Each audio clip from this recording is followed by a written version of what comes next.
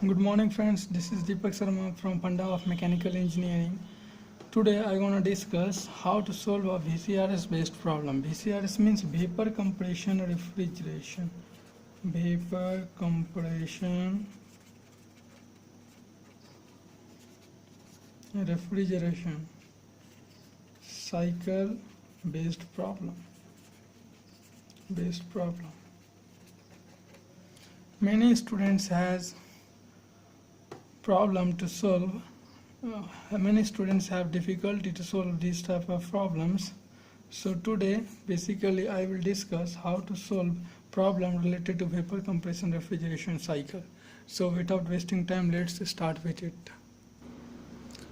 So first we need to understand, for solving the VCRS based problem, first we need to understand what's given in the problem and what we have to solve in the problem. I am just considering these things that all of you know, all of you have the understanding concept of VCRS cycle, how it is drawn. So I'm based on these assumption, I'm just trying to make you understand how to solve VCRS based problem. So generally what given in the problem and what you have to find in the problem. Let me first tell you these things. Then if I will tell you these things, then you can easily get idea, and I will explain everything one by one. So I'm going to tell you what's given in the problem. In VCRS problem, we generally given two temperature. One is what is condenser temperature, one is what is evaporation temperature. That means at what temperature condensation will take place, at what temperature evaporation will take place. If we will not given condenser temperature or evaporator temperature, then we must have given that what is condenser pressure or what is evaporation pressure. After giving these things, we will given one type of refrigerant, that what type of refrigerant we are using. So say R22 are using, R134 we are using, anyone, R11, etc. Which type of refrigerant that we are using in particular problem or in particular circuit to make a problem. Okay, then we will be given what is the property of this refrigerant. Say property, say what is property, say what is the value of Cp, Cv, R, what is the value of these things. This will be given. And then sometimes isentropic efficiency is given, or sometimes a refrigeration effect. What is the refrigeration effect we are given. So generally these terms: condenser temperature, evaporation temperature, condenser pressure, evaporation pressure. And types of refrigerant property, isentropic compression, isentropic efficiency, and refrigeration effect. These things generally given in the problem. And then what we will have to find in the problem? In the problem we generally need to find what is the COP of cycle. I will explain everything and I will draw it on property diagram, and I will try to make you understand everything. So what generally we need to find what is the COP of cycle, power input to the compressor, volumetric flow rate at compressor inlet in meter cube per second, anything, mass flow rate of refrigeration, what is the mass flow rate of refrigerant in the circuit, at the evaporator inlet, quality of refrigerant, what will be the quality of refrigerant. Quality of refrigerant means dryness fraction. What is the dryness fraction of refrigerant at the inlet of evaporator? Then work input given to the compressor, and throttling area. What is the throttling area? What is superheated horn area? These things we need to find generally in terms of problem of in VCRS problem. We also need to find what will be the second law efficiency or cycle efficiency of that cycle, what will be the actual COP, what will be the theoretical COP, what will be the relative COP. These all things in every problem. In some problems some things is required, in some problems some things are required. Okay, so generally these 12 things, I think that these 12 things 1 to 12 are required to solve in any problem. So let me make you understand everything. very clearly. So for solving the VCRS based problem,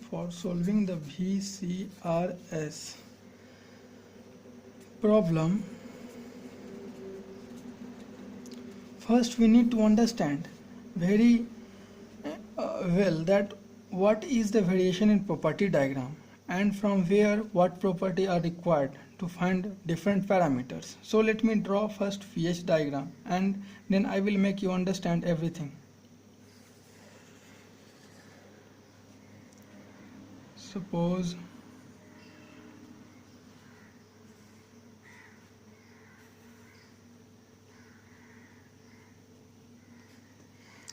this is point 1, this is point 2, this is point 3, this is point 4. So from our basic knowledge we know that process 4 to 1 occurs in evaporator, process 1 to 2 occurs in compressor, and process 2 to 3 occurs in condenser, and 3 to 4 occurs in expansion valve. Is it clear? So I need to understand, for solving these types of problem we need to calculate two independent property in superheated zone. Suppose I am taking one. This is an isentropic compression, isentropic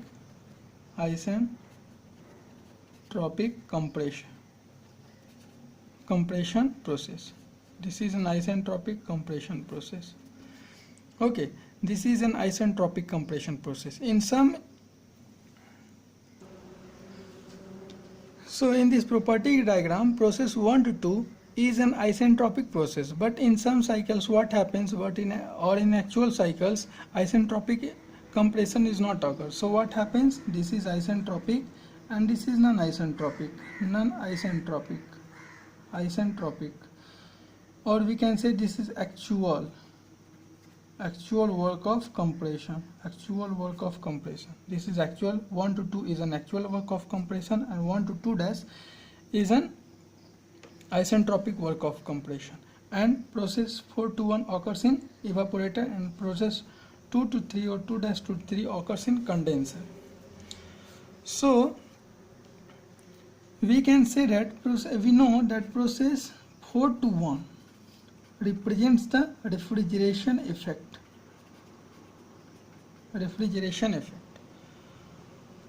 Process 3 to 4 represents throttling process.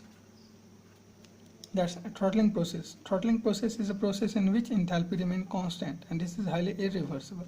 Process 2 to 3 occurs in condenser, and this is heat rejection process. Is it clear? This is heat rejection process. So for solving problem, what I have told you in my previous slide, that we need to find COP of cycle, power input to the compressor, volumetric flow rate, mass flow rate, different things that I have told you that we need to find in the problem. For solving or finding these things, we need to understand, we need to define two independent property at each point. We need to define two independent property in each point, mainly in superheated zone, because this is in superheated zone. At point 2 and 2 dash, we need to define two independent property. Then what is the independent property? Then we can say that process 1 to 2 dash is an isentropic process. Process 1 to 2 dash, what? It is an isentropic process. So we can say that S1 is equal to S2 dash. This is for process 1 to 2, this is true. And then what is true for process 1 to 2? Process 1 to 2, this is non-isentropic process. This is non-isentropic process. So here we need to define a term called isentropic efficiency. Isentropic efficiency basically work done defined as work done isentropically by work done actual. Because this is actual process, this is isentropic process, this is isentropic process. So work done isentropically by work done actual is known as isentropic efficiency. Then here we can define isentropic efficiency. And what is work done isentropically? Isentropically basically work done means difference of the enthalpy between the 2 points. That's mean H2 dash minus H1 by H2 minus H1, because H2 minus H1 represents the actual work of compression and H2 dash minus H1 represents the isentropic work of compression, and ratio of these two represents the isentropic efficiency. So here this point we have represent one quantity, that is S2 prime, and here we have represent efficiency, isentropic efficiency. Then what is the second independent property here and here? Second independent property from the property diagram we can easily say this is a condenser pressure and this is an evaporation pressure PE. So along this line pressure is constant, so here PC is constant. Along this line also pressure is constant, so here is also PC is constant. Okay, and then what is common here? Then S1 and PC. Then mainly here is also at point 3 P3 PC is common, and S3 we will easily get from property diagram. Main thing that we have to understand or that we need to calculate at point 4, how we will define two independent property at point 4, because point 4 to 1 is a phase change process. Phase change process, during phase change pressure and temperature remain constant. That is pressure and temperature remain constant. Although we know pressure PE or temperature TE, pressure PE or temperature TE at point 4, but we can't say that P and T are independent properties, because process 4 to 1 is a phase change process and these two things remain constant. So here we need to define other term that we can define here: quality of refrigerant. Then how can we define quality of refrigerant at point 4? Then at point 4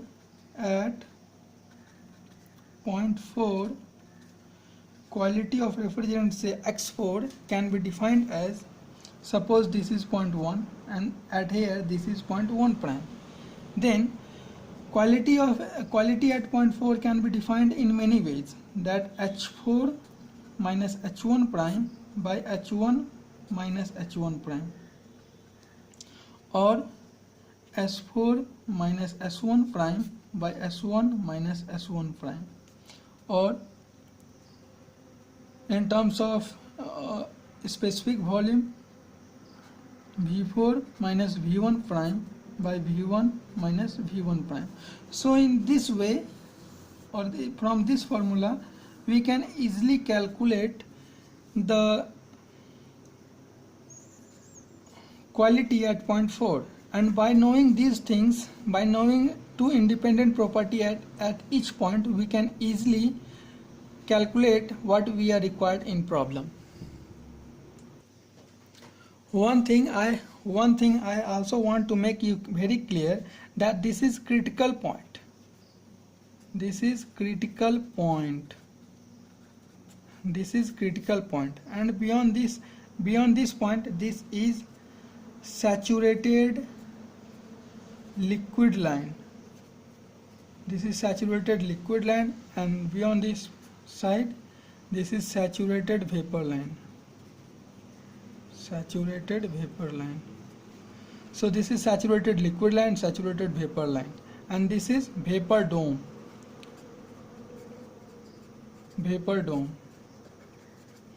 And for solving VCRS based problem, all we need to do little one, that we need to understand that all you need to understand that this point or this line is this line. This line is represented by F line, and this line represented by G line. G line. F line means saturated liquid line and G lines means saturated vapor line. We can easily we can just make it remember in this way that F stands for fluid, although fluid is also a gas is also a fluid. So but just knowing these things, as fluid generally take into the consideration some types of liquid. So this is liquid line and this is vapor line. Also, one thing I have forgot to mention, that point for process 3 to 4. For process 3 to 4, this is, I have told you, this is throttling process. This is throttling process. Process 3 to 4 is a throttling process. So we have defined here property X4, that is quality of the refrigerant. And one thing we can also define here, that throttling process is a constant enthalpy process. So process 3 to 4 enthalpy will be constant, so S3 will be is equal to H4. So here we have defined X4 and enthalpy H4. Now coming to the TS diagram, let you make you understand TS diagram, that is property diagram of VCRS in TS. It is TS diagram. From our basic knowledge, we all know this is critical point, this is same saturated liquid line, this is saturated vapor line, this is saturated vapor line. Let me draw VCRS cycle in TS diagram.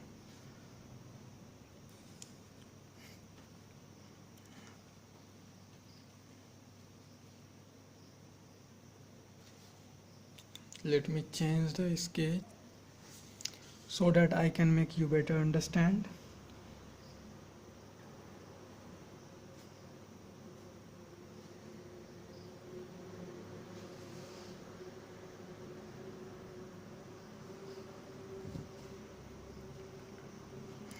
This is point 4, this is point 1, point 2, point 3.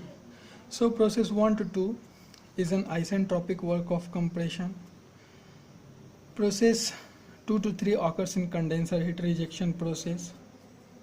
Process 3 to 4 is an isenthalpic process, that's in throttling process, and 4 to 1 is a refrigeration effect process, occurs in refrigeration effect. 4 to 1, difference of enthalpy of H1 minus difference of enthalpy at point 4 and 1, we can define it by refrigeration effect. That occurs in evaporator and that occurs in expansion valve. So in problem we need to find what is the value of superheated horn and what is the value of throttling losses. What will be the value of throttling losses and what will be the value of superheated loss. So let me make you first understand what is superheated horn, or what is the area of superheated horn and what is the area of throttling loss. So let me change the sketch so that I can make you better understand. If we will draw this line, then this area, extra area, is known as superheated horn. Superheated horn. And if I will draw one straight line here, then this area or this area,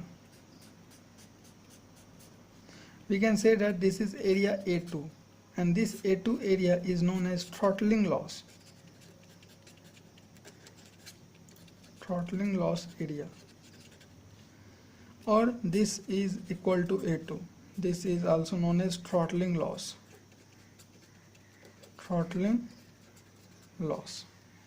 area. So let me tell you how we how we will find that what is the value of throttling superheated horn and what is the value of throttling area, superheated horn area or throttling loss area. How we will find the value of this area? Okay, so from diagram, from our basic knowledge, that we know process 1 to 2 is an isentropic process, and along this line process 2 to 3, if I will make one point here 2 prime at saturated vapor line, then process 2 to 2 dash represents isobaric process, and if I will take another point here is 2 double prime, then process 2 double prime to 2 prime represents isothermal process. That's mean here is the temperature of condensation, here is the temperature of evaporation. So process 2 to 2 dash, let me tell you for process 2 to 2 dash. What is this process? This is isobaric. Why this is isobaric? Because any process in which pressure remains constant during process is known as isobaric process. So this is 2 to 2 dash is an isobaric process, and from our basic thermodynamics knowledge we know dH is equal to U plus PV. H is equal to U plus PV, so dH is equal to du plus P del V plus V del P, and du plus P del V is known as dQ plus V del P. How? Because from first law of thermodynamics, dQ is equal to du plus P del V, we know, and for this dQ, ds, we know ds is equal to dQ by T. So dQ is equal to basically TdS. So dQ is equal to TdS plus V del P, and this is enthalpy. So if we will find that TdS is equal to dH minus V del P, and at constant pressure del P is, this term will be 0, so dH is equal to TdS. So dH is equal to TdS, sorry. So for 2 to 2 dash, for process 2 to 2 dash, TdS is equal to change in enthalpy, simply H2 minus H2 prime,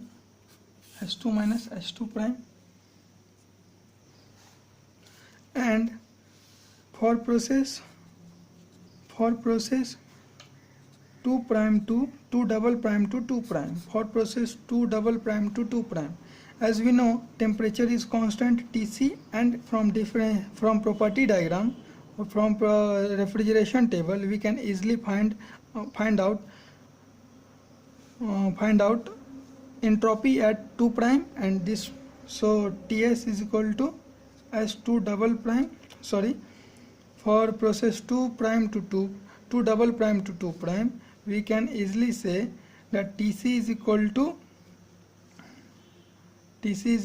what? S2 prime minus S2 double prime minus S2 prime. And what is Tc? This area. Let me use another sketch.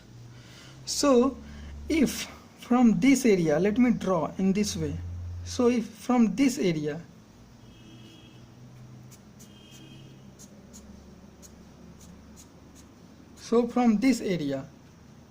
and from this area, from area 2 to 2 prime, if we will subtract area 2 double prime to 2 prime, then we will get superheated horn area. बोलिए, area 2 to 2 prime minus area 2 double prime to 2 prime represents superheated horn area. Is it clear? And in the same way we can calculate that if I will put point 1 prime here, then from area Suppose that this is 4 prime. In the same way, from area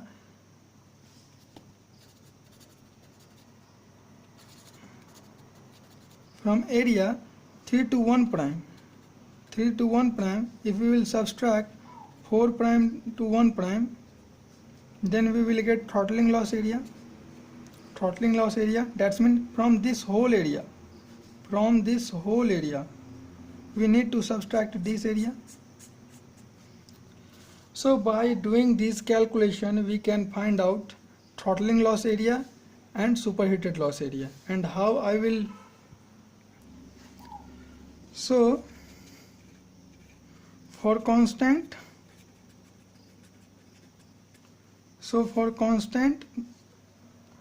temperature, how we will find area? Suppose I am finding area 2 prime to 2 double prime to 2 prime, then how it will be defined? Temperature Tc is constant and integration from 2 double prime to 2 prime Tc, difference in enthalpy, difference in entropy, S2 prime minus S2 double prime minus S2 prime. In this way, we can also find area 3 to 1 prime and 4 prime to 1 prime, and we can solve our problem. So now I am going to describe every problem one by one. Suppose we have to find the COP of cycle. COP of cycle, we know COP of cycle can be defined as refrigeration effect by work of compression. So what is refrigeration effect here? Here refrigeration effect is H1 minus H4. This is the refrigeration effect. This point to this point represents refrigeration effect. And what is work of compression? I am taking isentropic work of compression. So this is isentropic work of compression, that is S2 prime minus H1. We can find it. Second problem is power input to the compressor. What is power input to the compressor? That actually work we are giving for doing work of compression, that is power input to the compressor, that is H2 prime minus H1 prime in case of isentropic compression, and H2 minus H1 prime in terms of actual work of compression. Now problem number 3 is volumetric flow rate, compressor inlet. Volumetric flow rate, as we know, capital V is equal to M mass flow rate into a small v, specific volume. We can easily find out volumetric flow rate. Problem number 3. And problem number 4 is mass flow rate of refrigerant. As we know, refrigeration effect QE is equal to M H1 minus H4. So from here M we can calculate QE, refrigeration effect, by H1 minus H4. We can find out what is mass flow rate. Now next problem is at the evaporator inlet quality of refrigerant. I have told you at the evaporator inlet quality of refrigerant X4 can be calculated as H4 minus H1 prime by H1 minus H1 prime, or S4 minus S1 prime by S1 minus S1 prime, or V4 minus V1 prime by V1 minus V1 prime. In this from this formula we can calculate quality at the inlet of evaporator of refrigerant. Then what is work input to the compressor? Sometimes ago I told you what is work input to the compressor. That's difference of the enthalpy of the isentropic process or difference of the enthalpy of actual process is given. It gives us the work input to the compressor. Then what is throttling area? I have already told you. What is superheated horn area? I have already told you that how we will find this throttling area and superheated loss or superheated horn area. Now our next problem is what is the second law efficiency or cycle efficiency? As we know, second law efficiency second law efficiency of refrigeration cycle. Second law efficiency of refrigeration cycle is defined as COP of actual, means actual COP by COP of Carnot cycle. COP of Carnot cycle. What is actual COP? That is actual refrigeration effect by actual work of compression by COP of Carnot cycle. What is COP of Carnot cycle? We know from our basic thermodynamics that COP of Carnot cycle is TE by TC minus TE. This is COP of actual Carnot cycle. So in this way we can find these things. And our next problem is what is actual COP? We know actual COP is equal to refrigeration effect by actual work of compression. That is actual COP. And what is relative COP? And what is relative COP? That is actual COP by theoretical COP. The ratio of these two things we know. This is relative COP. So actual COP means refrigeration effect by actual work of compression. Refrigeration effect by actual work of compression. And theoretical COP means refrigeration effect by isentropic work of compression. Isentropic work of compression. So I have in this lecture I have told you all these things, that how we will calculate, how we will find from property diagram. And at the last one thing more I want to tell you, that enthalpy at different point, enthalpy, entropy or specific volume, anything at different point for liquid saturated liquid line or for saturated vapor line, we will find it from refrigeration table. Refrigeration table. For every refrigerant we have refrigeration table.